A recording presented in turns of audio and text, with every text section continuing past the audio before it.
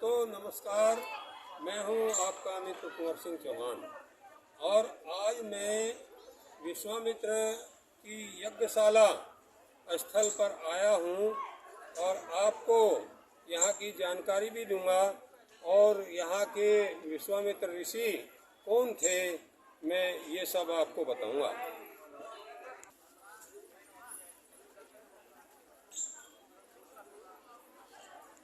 ऋषि विश्वामित्र भारत के सप्तऋषियों में से एक थे। इन्होंने भौतिकवाद से आध्यात्मिकवाद को अपनाया। ये क्षत्रिय कुल से थे।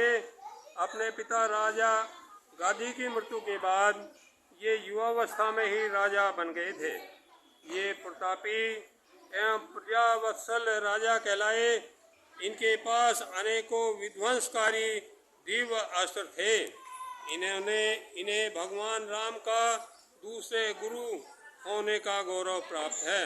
भगवान राम को दिव्य अस्त्रों की शिक्षा ऋषि विश्वामित्र ने ही दी थी तथा अपने सभी दिव्य अस्त्र श्री राम को सौंप दिए थे तथा घोर तपस्या करके ब्रह्म ऋषि की पदवी प्राप्त की थी।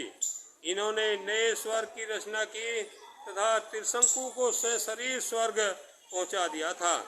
गायत्री महामंत्र की रचना इन्होंने की और गायत्री महामंत्र के द्वारा ये यज्ञ कराकर अनार्यों को आर्य बनाया करते थे। इन्होंने संपूर्ण विश्व में आर्य संस्कृति की स्थापना की थी। दोस्तों, दंड मेरठ के पास गंगा यमुना के बीच का क्षेत्र दंडकारण्य कहलाता था। यहाँ विश्वामित्र तथा भारद्वाज ऋषि की तपस्थली तथा दिव्य अस्त्रों की नवीन खोजों के लिए इनकी प्रयोगशालाएं थीं। रावण ने इन प्रयोगशालाओं पर नजर रखने के लिए खरदूषण, ताड़का स्वभाव आदि राक्षसों को यहाँ भेजा हुआ था। ये राक्षस ऋषियों को यज्ञ नहीं करने देते थे, इनकी लगातार हत्या कर रहे थे। अतः ऋषि विश्वामित्र राजा दशरथ के पुत्रों को राक्षसों के संहार हेतु राम और लक्ष्मण को मांगकर यहाँ लाए थे। यही गगोल के पास वन में ही श्री राम ने खरदूषण, ताड़का आदि राक्षसों का वध किया था। आज भी खरदूषण का बसाया हुआ गांव खरखोदा इसी क्षेत्र में है। गगोल में राम लक्ष्मण के संरक्षण में विश्वामित्र जी ने एक महान यज्ञ किया था तथा नवीन अस्त्रों का प्रशिक्षण भी राम लक्ष्मण को यहीं पर प्रदान किया था। दोस्तों, जहाँ पर यज्ञ किया था वो भी उसी जगह में खड़ा हुआ हूँ और यहाँ पर जो है दोस्तों यहीं पर वो यज्ञशाला थी जहाँ आज हम उपस्थित हैं। यहाँ पर श्री राम जी ने राक्षसों का जो यहाँ पर राक्षस खरदूषण, ताड़का रहते थे तो इन्हीं का वध यहीं पर इसी क्षेत्र में किया था। दोस्तों का वध यहीं पर किया था, इसी क्षेत्र में। ताड़का स्वभाव ये सब यहीं मारे गए थे और खरदूषण का बसाया हुआ खरखोदा भी इसी क्षेत्र में है। और मैं अब वह स्थान दिखाना चाहता हूँ आपको। देखिए, ये कुंड जल कुंड है। यहाँ पर पहले यहाँ पर यज्ञशाला हुआ करती थी और दोस्तों यही यज्ञशाला थी। यहाँ पर जब बहुत समय गुजर गया, सदियों गुजर गए, युग गुजर गया, लेकिन देखा गया कि यहाँ पर हमेशा जल भरा रहता था। हमने जब इस तालाब के बारे में जानने की कोशिश की तो पाया गया कि नीचे खुदाई करने पर वही विश्वामित्र की यज्ञशाला की राख भी निकली। तो इससे प्रमाणित हो गया कि ये वही जगह थी जहाँ पर विश्वामित्र ने यज्ञ किया था। जब यहाँ लोग बाग यहाँ स्नान करते थे तो उनके सभी चर्म रोग ठीक हो जाते थे। तो धीरे धीरे यहाँ पर जो है इसकी मान्यता बढ़ती गई और यहाँ पर भगवान राम ने जब यहाँ ऋषि विश्वामित्र के साथ आए थे तो भगवान राम ने एक नई शुरुआत यहाँ पर की थी कि पृथ्वी से जल, भूगर्भ जल को जो है बाहर निकाला था अपने बाण से जो है। तो तभी से इस क्षेत्र में भूगर्भ जल का दोहन आरंभ हुआ और यही कारण था कि इस कुंड में सदैव जल भरा रहता था। तो यहाँ पर धीरे धीरे विकास होता गया।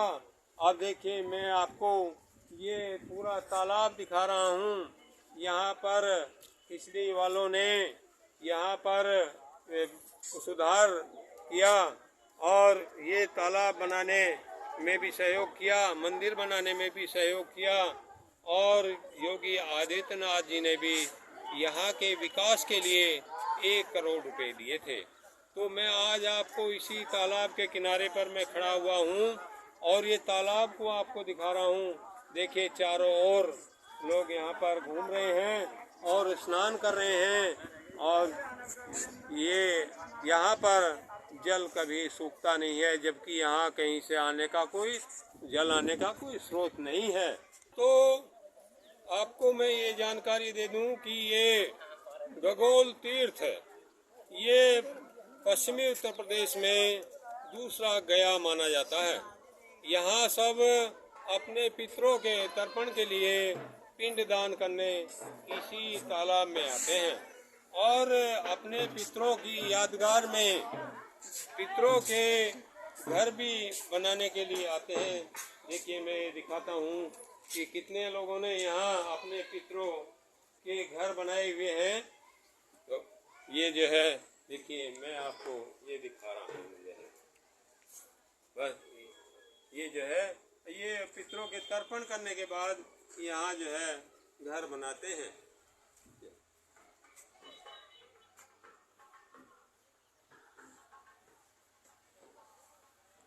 तो मेरठ के पास का यह क्षेत्र प्राचीन समय में बड़ा प्रसिद्ध रहा। यहाँ बनी वन था, कजली वन था और हिंडन तक कजली वन था। वहाँ पर माता सीता वनवास के समय यहीं पर रही थी और इसी के पास परशुराम जी की माता रेणुका आश्रम था।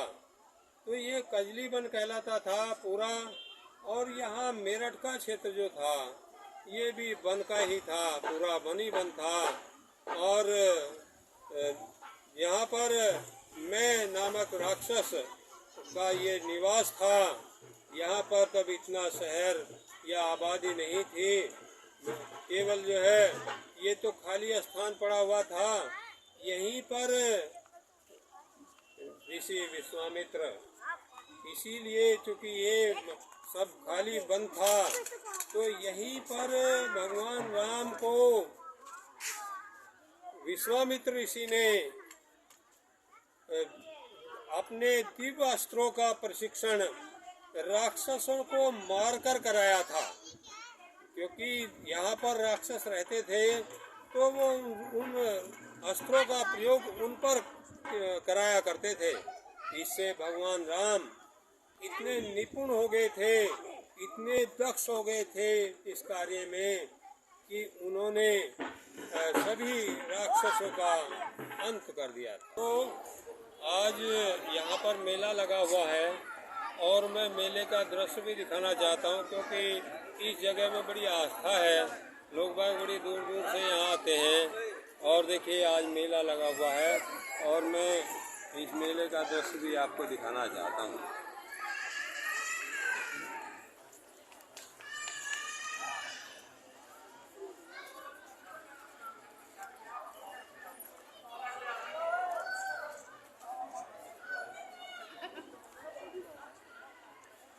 ऋषि विश्वामित्र भारत के सप्तऋषियों में से एक थे।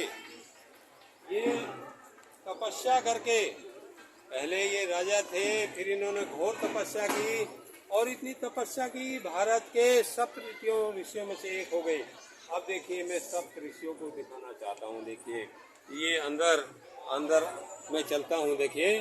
और ये देखिए, ये भारत के सप्त ऋषि यहाँ पर मौजूद हैं और ऋषि विश्वामित्र जी सामने मौजूद हैं और शक्ति माँ बराबर में है।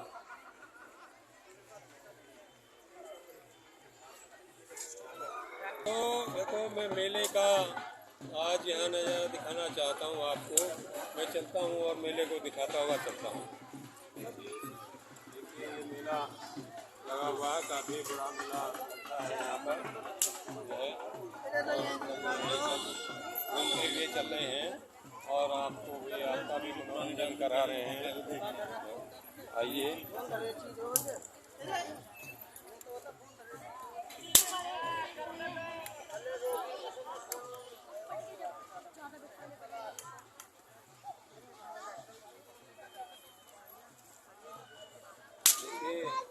ये दुकानें सजी हुई हैं और हम दिखा रहे हैं इसको जो है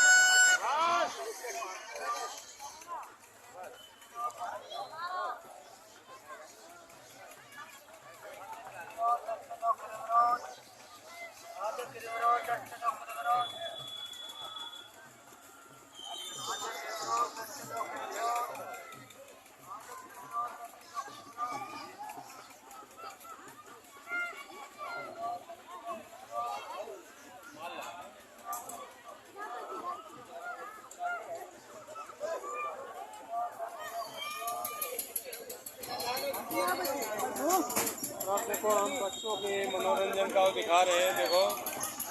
और ये बच्चों के खेलने की जगह है, देखो बच्चे कैसे कूद रहे हैं उस पर, ये जो है। और अब आइए इधर जो है, देखो इधर बच्चों के साधन है, ये है मनोरंजन के, ये जो है, ये पूरा यहाँ बच्चों के मनोरंजन की साधन है।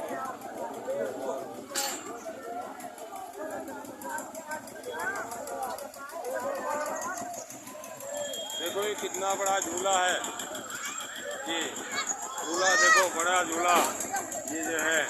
और ये सब जो है